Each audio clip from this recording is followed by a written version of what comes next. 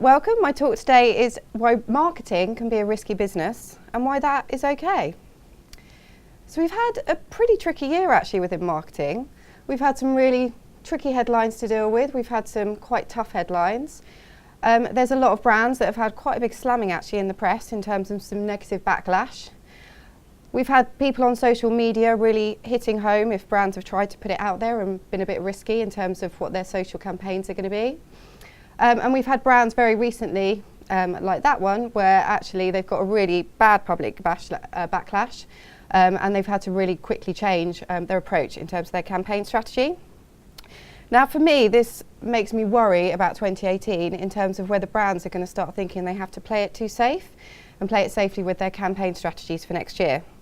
So I could have chosen any adverts to show you, but I've chosen an oldie but a goodie. The reason that I've chosen the advert that I'm just about to play, it was about 10 years ago when it first came out, and when it first came out I remember that I just started in digital marketing, and at that time I was obviously doing briefing in terms of the usual way of how do we get to the audience, how do we do the right positioning, and when this ad came out I thought, how did they actually brief this? How did they make this happen? Pretty impressive, right? A little bit of goosebumps. So I could have chosen any of these campaigns. These were brilliant campaigns that really broke the mould and they really took a risk, and that's the important thing. And that's what I want to talk about today, about why risk-taking is actually essential in your marketing campaigns. First of all, why is it essential? Well, you need to distinguish yourself from the competition. If you're doing the same types of campaigns as everybody else, you're never going to stand out. You need to create visibility and recognition. You need to break through the mould as well. If you take the same old strategy every time and you deliver the same campaigns, you're going to get the same results back. So you need to change up what you're doing. You need to really break that and not create plateaus. The other thing that you need to do from creating risk is encouraging loyalty. There's a lot of brands that will be worried about polarising some audiences, and actually what you can do is create such a loyalty with another set of audience, it's totally worth the payoff. There's some risk that you should never take, so it should never be executional only. It should always be driven by and grounded by a really good core strategy and a really key insight about your brand. You should never take risks without boundaries, so you need to let people think creatively about what you're going to do for your campaign, but you need to set the guidelines and the boundaries around what they can be creative with. And you should never do risky campaigns that can jeopardise trust, and that's trust with your customers, with your partners and with your internal teams. So there's a way to approach risk-taking which actually mitigates it as much as possible, and I think people don't realise this, that when brands are going out there with really what seem risky campaigns, there's a lot of preparation put in to make sure that they're mitigated as much as possible. The first thing that you need to do is understand the level of risk you can take. So this is one of the examples. If you've got a really high growth market, if the stakes are really high, competitors are pushing the boundaries, which means you're going to get a lot of disruptors as well. That's the perfect scenario where you can actually deliver quite a high amount of risk. There's nothing else to lose really. It's exactly the same as any type of gambling. Understanding the level of risk you can take as well, think about what that looks like in practice. So when you're thinking about your 2018 marketing strategies, does it actually make sense to have an always-on test campaign throughout the year? Could you have that so that you've got protected amount where you can actually use that to trial new things? Or does it make sense to actually take a risk in terms of short, smart strategies and short, smart campaigns with new media platforms, for example? The next thing is stay true to your brand values and beliefs. So make sure that your brand is at the heart of everything that you do. One thing that you need to do is understand what your brand is about first of all, and make sure that everyone is really clear in terms of your guidelines. Katji in our team, our senior content strategist, did a great talk on that last month, so you can find that online if you want to find any more detail about how to really understand the core of your brand. The next thing is be brave with your briefs. So a few years ago I was given the brief by one of my clients, which was do something cool, and that was the brief, do something cool.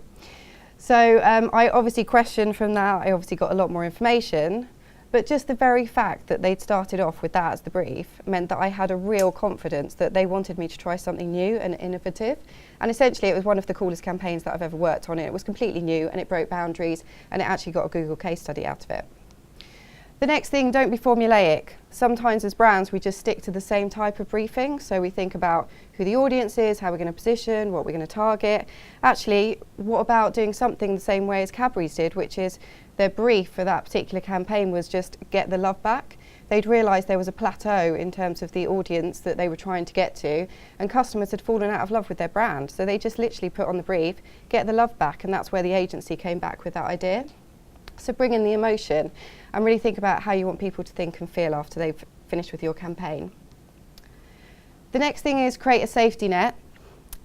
This is about getting the right levels of control in. So there's no excuse nowadays once you've actually come up with a campaign, even if it's post-idea but pre-live, you can still get testing in. So there's some great things that you can do now. You can research in beta, you can do focus groups, go back to basics, and you can do that litmus test approach. You can really put it out there in that sort of beta approach and see what people think of it. The next thing is applying the right level of control. So have you got the right setup to be able to get really quick reactions to negativity? Some of the campaigns that we've seen this year that have come back with really negative comments on social media, actually as long as you've got your community management set up in the right way and you can quickly pick up on that, it's not a problem. Imagine worst case scenario, so think about what could happen from this campaign if it's quite a risky campaign to do and what you're going to do from that. And also, what's your plan B? Potentially, if you have to tweak a campaign, make sure you've got that at the ready so you can really quickly adjust it. And measurement, don't just focus on ROI, monetary value. We all know that it ends up in monetary value further down the line, but think about more in terms of emotional response. So how are they expected to think and feel about your campaign? Think about some of the more upper funnel metrics that we look at, which is engagement and awareness. And also set yourself up to think as a team. Failure can also equal success, but it's success in learning. It's understanding what is going to work better in the future and how to refine and make your campaigns even stronger. So I've put some examples here of some great risk taking. I've put it around some of the never do's that we all know. So one of the first ones is never do toilet humour. I think most brands would probably adhere to that. So Charmin, who are a toilet brand, they actually decided to do some toilet humour, which is obviously against brand guidelines, but they tied in with Guardians of the Galaxy when they first came out a couple of years ago, and they understood some of the marketing that was going to come around Guardians of the Galaxy, so they came out with this tweet at exactly the same time. With everybody seeing that. So they've stayed true to their brand guidelines, but they've really taken a risk, but they've also really put it within the story of Guardians of the Galaxy. It did brilliantly. Just in the first day, it got 3,000 retweets, and it kind of went on to even more success. The next one is never swear. $1 Million Shave Club, they've got their whole brand is really around swearing and actually creating, in your face type language for people.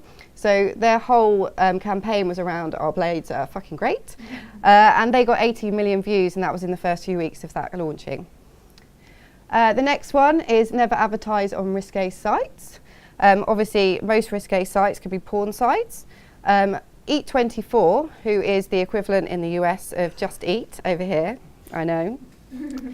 They realised that no one advertises on porn sites apart from porn. So they realised that there was a huge audience there that were just waiting to see their campaign. So they kept to their brand guidelines, kept on to the messaging.